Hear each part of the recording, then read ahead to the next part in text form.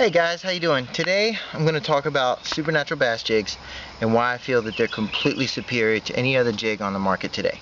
And the first thing I'm going to mention is the design of a typical jig that everybody else fishes with. You have a silicone skirt that, to my knowledge, just about every jig on the market uses one material. They have silicone for the skirt and that's it. And then just about everybody puts some type of a trailer on their jig. And usually the lead head on a jig is, the lightest is usually about 3/16. You don't see jigs like this much lighter than that.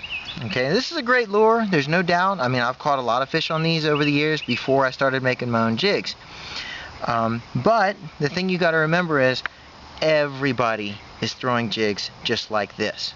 Okay, I want to show you Supernatural Bass Jig and show you a huge difference between the Supernatural Bass Jig and this jig right here. The first thing I want you to notice, let me put this regular jig down next to a Supernatural Bass Jig, close, and as they're just sitting there, there's a very, very, very light movement of air right now, very, very slight breeze. And despite that slight breeze, this jig, there's no movement whatsoever. You don't see anything on this jig moving. Look at this jig. The marabou on this jig is constantly in motion, even as it just sits here with a very, very light breeze. This is true in the air. Imagine in the water, the water is going to make this thing move like crazy, while this jig is, is hardly moving at all. Right now, you can't see it moving at all, whereas these jigs, they've all got some kind of movement going on with just the slightest breeze.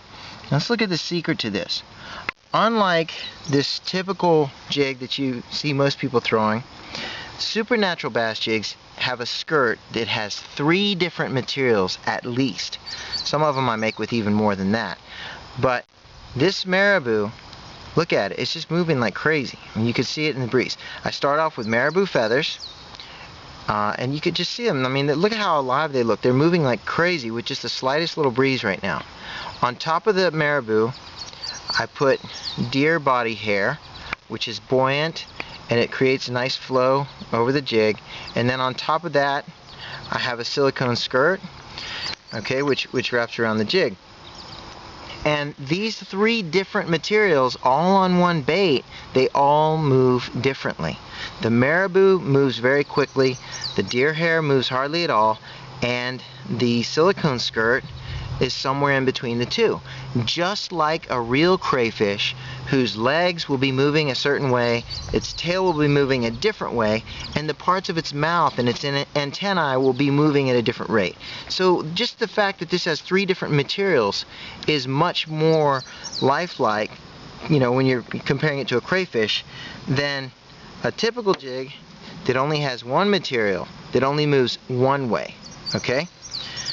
The next thing I wanted to talk about is the fact that this jig, with all of its natural materials, and I make these very, very light. This is my favorite model for fishing docks because it's extremely light. I make this down to a 1/8 ounce size.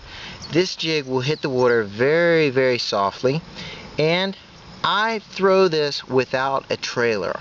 90% of the time I don't put any kind of a trailer on this, and that gives it a completely different profile from what everybody else uses. Look at this jig. This jig has a certain length, that's pretty standard. Most guys always fish a trailer. This jig could be even more compact than this jig right here because it's shorter, and I don't feel like you need a trailer when you've got all this stuff moving around in here, creating all that excitement for a bass to look at. So it's a lot shorter bait than what everybody else uses. If you feel under the conditions you're fishing under that a trailer is going to make it more effective, then by all means put a trailer on it. But I just want people to know that this jig is very effective without a trailer. Okay? Now, the other thing I'll talk about is, most people know when you're fishing a crankbait, when you're fishing a jig, one thing that will trigger strikes like crazy is when a bait knocks into something. Okay? When a crankbait crashes into a stump or the bottom, that is something that can trigger a bass into biting. Okay? The same thing is true with jigs. When jigs knock into stuff, when they drag along the bottom, that can trigger a bass into biting. But when bass are in sort of a negative mood, sometimes a heavy jig crashing into stuff can be too much and can almost turn them off. Whereas a really light jig like this, if you're fishing shallow water, you can get away with something really light like this, like maybe 1/8 ounce. It's still going to crash into stuff, but it's doing it in a much, much more lifelike manner than a jig that weighs, 3/8 of an ounce or 1/2 an ounce, something like that. A really light jig, it's still going to crash into stuff, but it's going to look a lot more like a real crayfish. Okay? The other big difference with my jigs is, if you look at a typical jig, they have this great big wire weed guard. Okay? It looks pretty unnatural. I mean, that doesn't look anything like a crayfish. And every jig that is on the market today, typically they have a great big wire fiber weed guard like this, and I've cut this one back a little bit. Alright, but on my jigs there's one single strand wire weed guard that you can hardly see it at all.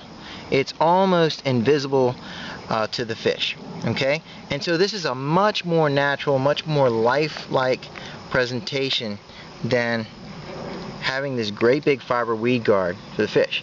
Now, if bass are in a really positive mood, if the conditions are right and they're really feeding, you'll catch plenty of fish, with regular jigs. That's true, especially when bass are in the mood to bite. But when things get really tough and you're on pressured water, you got to imagine the bass really don't feel like biting. And there's hundreds of guys fishing in a tournament, they're all throwing jigs like this. The bass are in those fishy spots underneath docks, maybe by some lily pads, whatever. The really fishy spots, everybody sees them, they recognize that they're good spots. They're going to be throwing the same thing over and over and over, and the bass are going to be seeing the same presentation over and over and over. When you go with something that's smaller and it's lighter and it has this incredible movement that's totally different from this typical jig that everybody else is using, this jig is going to draw strikes from fish like you would not believe compared to a typical jig. You can ask many old-time pros and they will tell you jigs with hair in them will outfish regular silicone skirt jigs every time. Okay, and I've got a little bit of everything. Got several different types of hair on here and have the silicone skirt for really nice color combinations. I make these in several different colors. I use green pumpkin, make a nice black jig. This one has a nice iridescent green skirt. And also, a lot of people have tremendous success with this color combination, sort of a brown color combination.